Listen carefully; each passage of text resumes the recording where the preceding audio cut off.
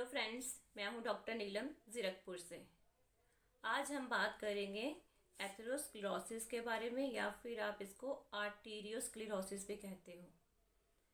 मतलब मेरे पास बहुत सारे पेशेंट्स आते हैं जो कहते हैं मैम डॉक्टर ने कहा है कि ब्लॉकेज हो गई है, कोलेस्ट्रॉल ज़्यादा था इसलिए नस में ब्लॉकेज हो गई है। या कुछ लोग बोलते हैं कि ब्लड में क्लॉट बन गया, क्लॉट बनने की वजह से ब्लॉकेज हो गई है। खून की नस में धक्का बन गया, उसकी वजह से जो है ब्लॉकेज हो गई है। ये धक्का जमता क्यों है, क्या इसके कारण होते हैं जो ब्लॉकेज हो जाती है आपकी आर्टरीज के बीच में। तो इसको मैं एक बार आपको डिटेल समझाने की इसमें कोशिश करूँगी। तो ये जो है, जो क्लॉट बनता है, ये बनता है ब्लड वेसल में, खून की नस में, जो कि ब्लड लेकर जाती है सेल्स और टिश्यूज तक।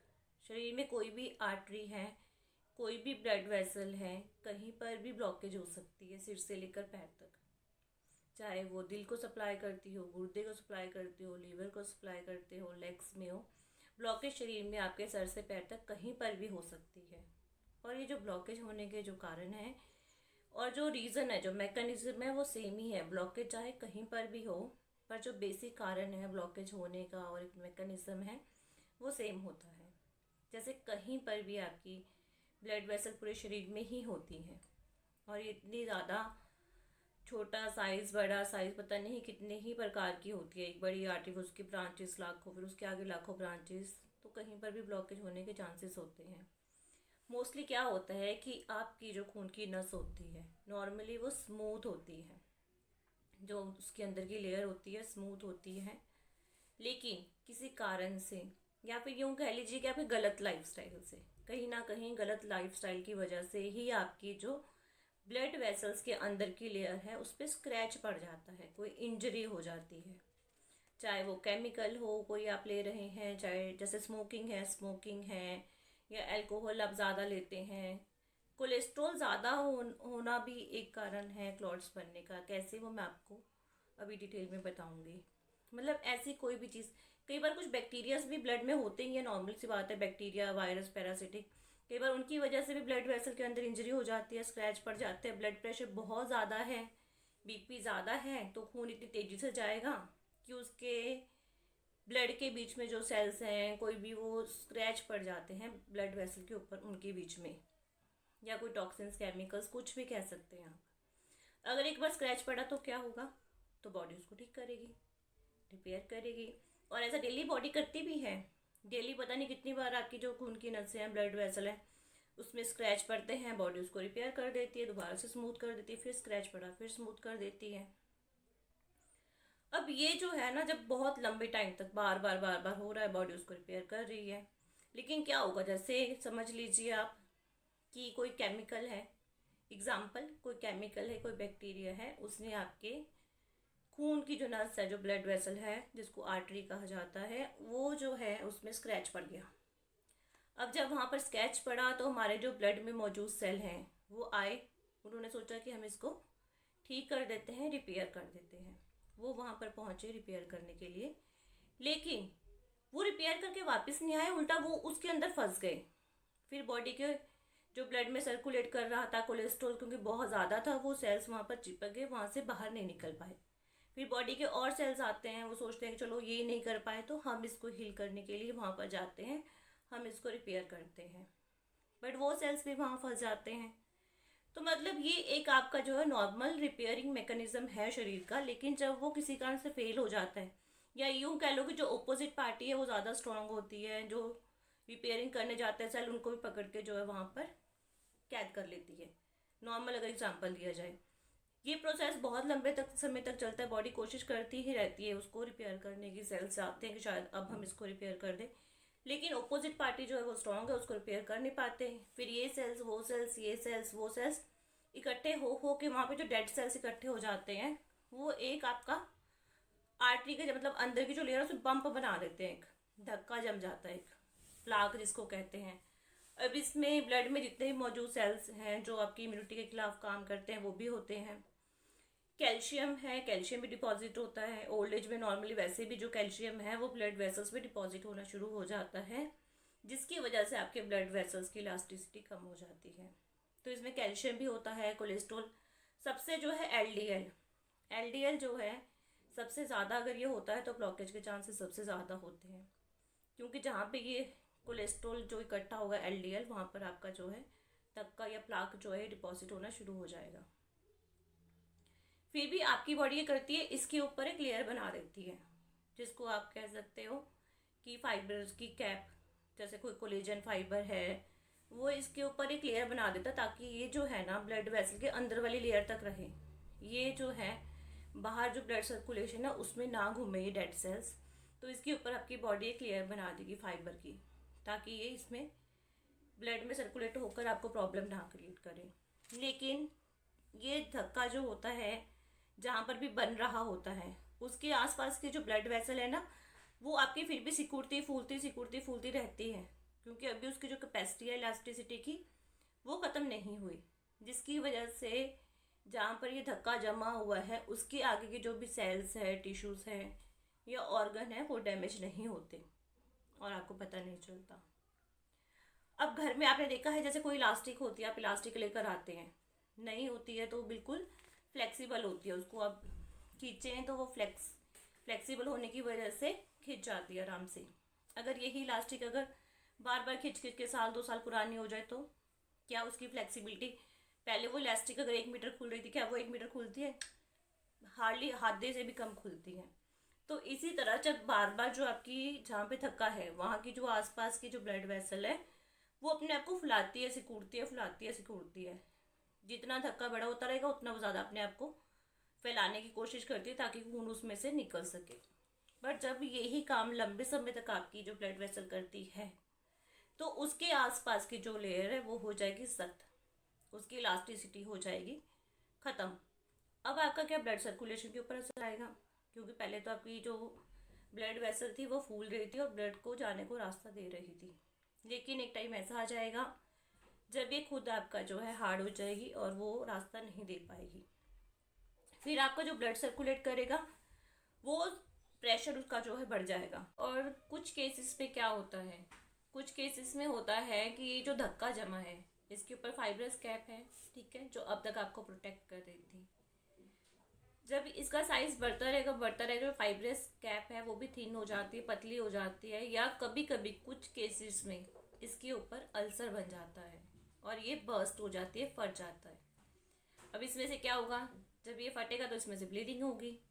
अगर आपके स्किन पे कट लगे और ब्लीडिंग होती है तो क्या होता है, उसके ऊपर खून का धक्का जम जाता है, खून जो है वो सूख जाता है, आपने देखा है, क्लॉट बन जाता है।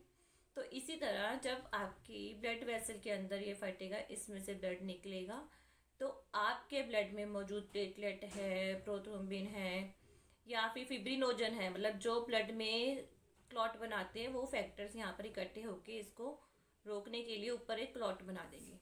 इसको फिर ब्लड क्लॉट बोल दिया जाता है। इसको भी बॉडी आपकी रिजॉल्व कर देती है, मतलब आपकी बॉडी का सिस्टम ऐसे है कि जो ये ब्लीडिंग हुई इसके आसपास जो क्लॉट बना उसको भी बॉडी कुछ दिनों में रिमूव कर देती है धीरे धीरे करके।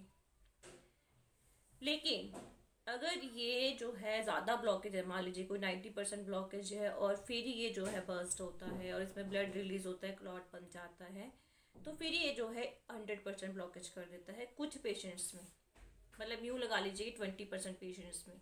बाकियों में ऑटोमेटिक जो है रिजॉल्व हो जाता है, बॉडी इसको रिकवर कर देती है। तो ऐसे केसेस में ही जहाँ पर 100% ब्लॉकेज हो जाती है वहाँ पे आपको फिर, जैसे कि अगर हार्ट की आर्टरी होती है, कोरोनरी आर्टरी, उसमें ब्लॉकेज हो जाती है ऐसे ही, तो फिर उसको हार्ट अटैक बोल दिया जाता है। ब्रेन में हो जाती है तो स्ट्रोक बोल दिया जाता है। किडनी में जैसे मैंने बताया था रीनल आर्टरी में हो जाती है स्टेनोसिस, तो फिर किडनी फेलियर हो जाता है। मतलब जहाँ की भी आर्टरी ब्लॉक होती है वहाँ पे फिर प्रॉब्लम आती है, चाहे वो हाथों की हो, चाहे पैरों की हो, कहीं की भी हो। अब इसको भी क्या होता है, जैसे अगर आपकी ब्लड सप्लाई रुक गई, मान लीजिए 100% ब्लॉकेज हो गई है और आगे की जो टिश्यू था, सेल से मिले तो टिश्यू बना, टिश्यू जब बड़े मसल्स बनी, तो अगर जहाँ की भी अगर ब्लड सप्लाई आपकी रुकी तो वो एरिया जो है डेड होने में 8 से 10 घंटे का समय लगाता है, या 12 घंटे का, कुछ पेशेंट्स पे डिपेंड करता है। तो 8 घंटे में जो है वो जो एरिया डेड होगा। अब क्या होगा, उसके आसपास की जो एरिया होता है जहाँ की ब्लड सप्लाई रुकी, उसके आसपास का एरिया जो है वो खिंच जाता है, इकट्ठा हो जाता है, जिसकी वजह से आपको पेन फील होता है। अब ये भी जो कुछ दिनों के बाद जो एरिया इकट्ठा हुआ है ना, ये भी जो है रिकवर हो जाएगा आपका 2-3 हफ्तों में, धीरे धीरे करके जो है, जो आपकी स्किन, वहाँ के आसपास का टिश्यू स्ट्रेच हुआ था, इकट्ठा हुआ था, आपकी बॉडी उसको धीरे धीरे करके जो है वो नॉर्मल हो जाता है आपका कुछ दिनों में। बहुत रेयर केसेस में ऐसा होता है कि नहीं होता, लेकिन ये डिपेंड करता है कि आपका जो एरिया डेड हुआ है वो कितना बड़ा एरिया डेड हुआ है और कितनी बड़ी आर्टरी में या रक्त वाहिनी में आपकी जो है ब्लॉकेज हुई है। तो इसीलिए अगर हम बोलते, कुछ पेशेंट बोलते हैं जी हाँ जी मुझे दर्द हुआ था लेकिन उसके बाद मैं ठीक हो गया, क्योंकि बॉडी, इसका मतलब उसकी बॉडी ने उसको रिजॉल्व कर दिया, या उसका जो पार्ट डेड हुआ था वो छोटा हुआ था, कोई छोटा फाइबर या छोटी मसल डेड हुई थी। और क्या होता है, हमारी बॉडी में एक भगवान ने सिस्टम और बनाया है, कोलेट्रल सिस्टम। कोलेट्रल सिस्टम कह सकते हो आप, रिजर्व सिस्टम एक तरह से। अगर आपकी ब्लड वेसल्स ब्लॉक हो गई, ठीक है, और उसके बाद क्या होता है, ये कोलेट्रल सिस्टम का मतलब होता है कि आपकी वो वाली खून की नसें जो बचपन से बंद पड़ी थी वो खुल जाएंगी, क्योंकि मेन आर्टरी आपकी अगर ब्लॉक हो जाती है तो उसके आसपास ऐसी लाखों छोटी छोटी ब्लड वेसल्स होती हैं जो बचपन से बंद पड़ी होती हैं और वो खुल जाती हैं। भगवान ने हमारे शरीर में कोलेट्रल सिस्टम बना रखा है, और इसीलिए तो बोला जाता है कि अगर आप अपना लाइफस्टाइल ठीक कर लें, अपना एक्सरसाइज करें, अपनी सोच को पॉजिटिव रखें, तो आप बड़ी से बड़ी बीमारी से बच सकते हैं। अगर आप एक्सरसाइज करते हैं, अपनी डाइट ठीक करते हैं, तो फिर आपका क्या है, ये कोलेट्रल सिस्टम जो है काम करना शुरू कर देता है बॉडी में। इसीलिए तो होता है कि बहुत सारे पेशेंट को हार्ट अटैक हो रहा होता है और पता भी नहीं चलता। वो बोलते हैं, डॉक्टर बोलता है हाँ जी आपको हुआ होगा, पेशेंट बोलता है मुझे तो पता नहीं चला। तो यही है कि आपकी बॉडी जो है खुद ब खुद अपने आप को बहुत लेवल तक ठीक करने की कोशिश करती है, लास्ट तक वो कोशिश करती है ठीक करने की। अगर आप बीच में समझ जाएं, आप अपने लाइफस्टाइल को ठीक कर लें, तो आपकी बीमारी जो है वो रुक जाएगी। शरीर तो आपका साथ दे रहा है, बट आप अपने शरीर का साथ नहीं दे रहे गलत लाइफस्टाइल को यूज़ करके। आप उसको ठीक करें, आपकी प्रॉब्लम जो है जड़ से ठीक हो सकती है, क्योंकि हमारी बॉडी में भगवान ने इतने सिस्टम बनाए हैं, इतने चांसेस भगवान आपको देता है अपने आप को ठीक करने के लिए। अब इसमें रिस्क फैक्टर क्या है, एज, उम्र, क्योंकि जो ब्लॉकेज है अधिकतर होती है बड़ी उम्र में जाके आपको पता चलता है। दूसरा जो है, बड़ी एज में जो है आपका कैल्शियम आपकी ब्लड वेसल्स के ऊपर डिपॉजिट होना शुरू हो जाता है, मतलब कैल्शियम आपके जो खून की नसें हैं उसकी परत पे जमना शुरू हो जाता है, जिसकी वजह से आपकी जो ब्लड वेसल्स हैं वो सख्त होना शुरू हो जाती हैं। तो इसलिए ओल्ड एज में ज़्यादा लक्षण आते हैं इनके। स्टार्टिंग में आपको धक्का जमना शुरू हुआ, कोई दिक्कत नहीं होगी, कोई परेशानी नहीं होगी। सिर्फ अगर आपकी ब्लॉकेज 90 या 100% हो जाती है उसके बाद ही आपको कोई लक्षण आना शुरू होता है। लेकिन ये आजकल क्या है कि जो पैक्ड फूड है, प्रिजर्वेटिव फूड है, ऑयली फैटी फूड्स आ गए हैं, इसकी वजह से पहले जो ये था लक्षण इसके लेट एज में आते थे, आजकल जो है टीन एज में, मतलब आपका 12 साल, 13 साल, 14 साल, 15 साल, मतलब 20 साल की उम्र तक आपकी ब्लॉकेज कहीं ना कहीं बॉडी में होना स्टार्ट हो जाती है। इवन तक उससे अर्ली एज में होना स्टार्ट हो गई है गलत लाइफस्टाइल की वजह से। पहले ये 40 में स्टार्ट होती थी, 60 में सिम्टम्स आते थे, अब 20 में स्टार्ट हो गए, 40-45 में सिम्टम्स आ जाते हैं, इवन तक छोटी एज में भी आ जाते हैं। सेकेंड है ब्लड प्रेशर, क्योंकि जहाँ का ब्लड प्रेशर ज़्यादा होगा, अगर बीपी जितना ज़्यादा हो उतना ज़्यादा स्क्रैचेस पड़ेंगे, उतना ज़्यादा जो ब्लड वेसल्स है अपने आप को डायलेट और कॉन्ट्रैक्ट करती हैं उसको मैनेज करने के लिए ज़्यादा काम करेंगी, आर्टरीज इलास्टिसिटी उनकी धीरे धीरे करके जो है ख़त्म हो जाएगी और वो हार्ड हो जाएंगे। शुगर है, शुगर की वजह से ब्लड वेसल्स जो डैमेज होती हैं उसका खतरा बहुत ज़्यादा बढ़ जाता है। नाइट्रिक ऑक्साइड जो है ब्लड वेसल्स की अंदर वाली लेयर में बनता है, जो आपकी ब्लड वेसल्स को ब्लॉकेज होने से बचाता है, वो नहीं बन पाता है। नाइट्रिक ऑक्साइड जो है सारे कच्चे सब्जियों और फलों में होता है, अगर आप उसको लें तो आप अपनी सारी ब्लड वेसल्स को ठीक कर सकते हैं। उसके बीच में डेली पता नहीं कितनी बार स्क्रैचेस पड़ते हैं, तो वो रिपेयरिंग का काम करेगा। और स्मोकिंग और अल्कोहल जो है वो तो पता ही है कि टॉक्सिक इफेक्ट है उसका सबका ब्लड वेसल्स के ऊपर। मेल्स में ये प्रॉब्लम ज़्यादा होती है, फीमेल्स में जो है आफ्टर मीनोपॉज ज़्यादा होती है। कोलेस्ट्रॉल, क्योंकि अगर आपका ऑयल, तेल ज़्यादा होगा, तेल जो है चिपचिपा होता है, चिपकने की टेंडेंसी ज़्यादा होती है, इसलिए जिन पेशेंट्स में कोलेस्ट्रॉल होता है ज़्यादा, ब्लड वेसल्स में क्लॉट्स उन्हीं को ज़्यादा बनता है। अगर नॉर्मल पानी होगा तो वो आपका लेयर के ऊपर चिपकेगा नहीं, अंदर वाली लेयर के ऊपर। और घी ज़्यादा होने की वजह से जो सेल्स रिपेयर करना जाते हैं वो वहाँ पे चिपक जाते हैं उसके ऊपर। तो इसीलिए कोलेस्ट्रॉल कहते हैं कि आपका कम होना चाहिए। मोटापा, अगर आप एक्सरसाइज करते हैं तो आपके कोलेस्ट्रॉल सिस्टम खुल जाता है, और दूसरा जो कोलेस्ट्रॉल एक्स्ट्रा है बॉडी में, शुगर है, बीपी है, ये सब जो है ऑटोमेटिक नॉर्मल हो जाते हैं। एक्सरसाइज तो आपको करनी चाहिए डेली, ताकि इसी से आपका कोलेस्ट्रॉल जो है बॉडी में, फैट जो है वो यूज़ हो जाएगा। और कुछ पेशेंट्स में फैमिली हिस्ट्री भी होती है, उनकी बॉडी में टेंडेंसी ज़्यादा होती है। अगर आपकी फैमिली हिस्ट्री है, कोई जेनेटिक प्रॉब्लम है, तो फिर आपको पहले से ही प्रिकॉशंस जो है वो यूज़ करना चाहिए।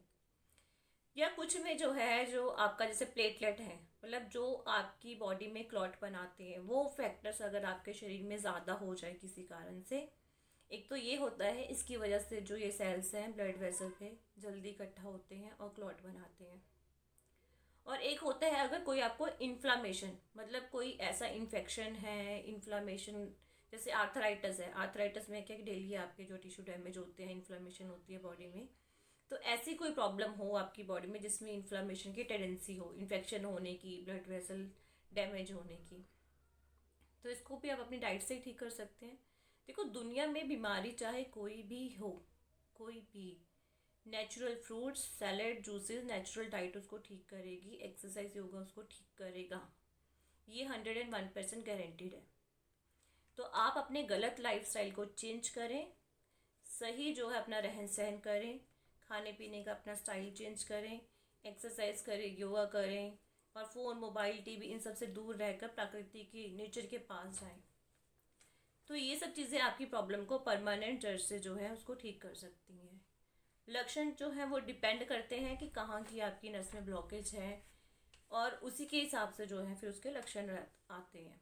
ये मैंने आपको एक मेन मैकेनिज्म बताया था कि ये जो है प्लाक जो होता है, पहले जो स्टार्ट होता है उसको प्लाक कहा जाता है, और उसके बाद जब ब्लीडिंग होती है उसके बाद थ्रोम्बस बन जाता है, उसके बाद क्लॉट बनता है। और क्लॉट ये आपके ब्लड में सर्कुलेट भी हो जाता है, कई बार कोई टुकड़ा छोटा सा टूट के ब्लड में घूमता है और कहीं पर भी फंस के ब्लॉकेज कर सकता है।